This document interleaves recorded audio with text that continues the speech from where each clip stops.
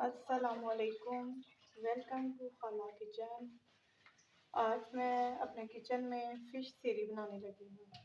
तो सबसे पहले मैं कढ़ाई में ऑयल डालने लगी हूँ। ऑयल सिर्फ खाने वाले 4 चम्मच। मैंने साइज़ का प्याज कटा हुआ वो इसके अंदर ऐड कर दूँगी। चॉप किया हुआ प्याज है। 2 से 3 मिनट तक इस प्याज को फ्राई करूँगी। प्याज फ्राई करने के बाद इसके अंदर मैं लहसुन अदरक ऐड कर दूँगी। बहुत मज़े की इसकी सीरी बनेगी। 2 से 3 मिनट हो गए प्याज फ्राई होते को। प्याज फ्राई होने के बाद इसके अंदर मैं लहसुन अदरक डाल दूँगी। हाफ टी स्पून लहसुन अदरक है।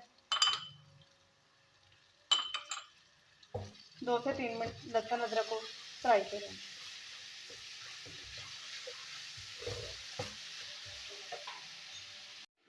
2 से 3 मिनट हो गया लहसुन फ्राई करते को। लहसुन फ्राई होने के बाद इसके अंदर 1 अदद टमाटर है और 2 चम्मच दही है और 1 चम्मच हाफ टी स्पून सब्ज़ मिर्च है वो इसके अंदर मैं ऐड कर दूँगी। 2 से 3 मिनट इसको भूनेंगे जब तक टमाटर नहीं गल जाते। टमाटर गलने के बाद इसके अंदर मसाला वगैरह ऐड करेंगे। 2 से 3 मिनट हो गए हैं जी। लहसुन अदरक सब्ज़ मिर्च टमाटर इसको भुनाई करते हुए अब इसके अंदर थोड़ा सा मैं पानी ऐड कर दूँगी। पानी ऐड करने के बाद इसके अंदर अपना सारा मसाला वगैरह जितना भी नमक मिर्च हल्दी है जीरा अजवाइन ये सब इसके अंदर ऐड कर दूँगी। 1 टीस्पून सुरख मिर्च है, 1 टीस्पून हल्दी, 1 टीस्पून नमक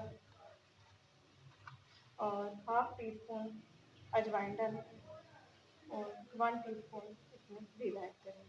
जीरा ऐड करने के बाद इसे 2 से 3 मिनट अच्छी तरह हम मसाला इसका बना लेंगे, भून लेंगे। जब अच्छी तरह ये मसाला बन जाएगा तो इसके अंदर हम फिश की जो सीरियाँ हैं वो इसके अंदर ऐड कर देंगे।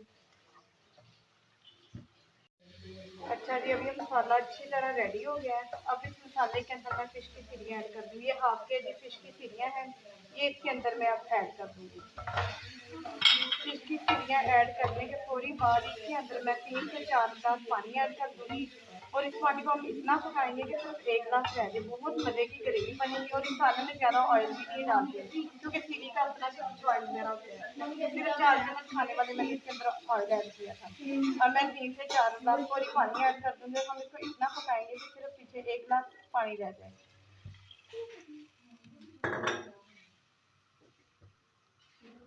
10 मिनट हो गए हैं जी फ़िश के शोरबे को पकते को। अब हम इसका ढक्कन उठाकर देखते हैं। ये फ़िश की सीरियाँ बहुत ज़्यादा फ़ायदेमंद है। जिस किसी को खांसी हो, काफ़ी अच्छे से रेशा हो, जिसको आराम ना आ रहा हो, इस फ़िश का शोरबा खाने से उसको इंशाल्लाह आराम आएगा। ये बहुत फ़ायदेमंद है। ये विटामिन डी का खजाना है। ये बच्चों बड़ों दोनों के लिए बड़ा फ़ायदेमंद है। ये जो सीरियों का शोरबा ये बहुत ज़्यादा दिमाग के लिए बहुत अच्छा है और जिस किसी को बहुत अच्छे से खांसी हो उसके लिए भी ये बहुत ज़्यादा मुफीद है। तो अभी ये तकरीबन और 5 मिनट हम इसको पकाएंगे ताकि शोरबा अच्छी तरह से ये पक जाए और हल्की सी ग्रेवी सी हो जाए। फिर हम इसका चूल्हा बंद कर देंगे। अच्छा, अब इसे 5 मिनट हो गए शोरबे को पकते हुए। तो अब मुझे उम्मीद है इंशाल्लाह ये सालन रेडी हो गया। हाँ जी, माशाल्लाह से सालन बिल्कुल मुकम्मल रेडी हो गया। तो अब मैं इसका चूल्हा बंद कर देती हूँ।